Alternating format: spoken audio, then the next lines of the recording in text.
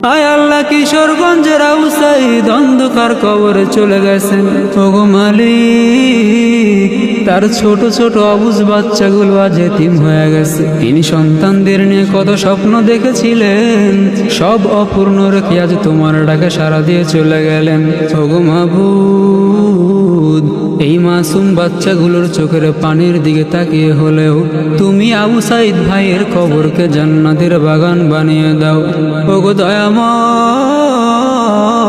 তার সন্তানদের দায়িত্ব তুমি নিজ হাতে তুলে নাও এবং তাদের ধৈর্য ধরার শক্তি দাও। আয় আল্লাহ, কিশোরগঞ্জের আবু সাঈদ অন্ধকার কবরে চলে গেছেন। ওগো মালিক, তার ছোট ছোট অবুঝ বাচ্চাগুলো আজ এতিম হয়ে গেছে। তিনি সন্তানদের নিয়ে কত স্বপ্ন দেখেছিলেন, সব অপূর্ণ রেখে আজ তোমার ডাকে সাড়া দিয়ে চলে গেলেন।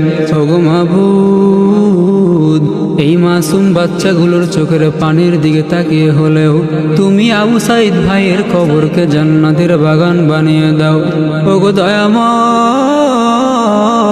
তার সন্তানদের দায়িত্ব তুমি নিজ হাতে তুলে নাও এবং তাদের ধৈর্য ধরার শক্তি দাও।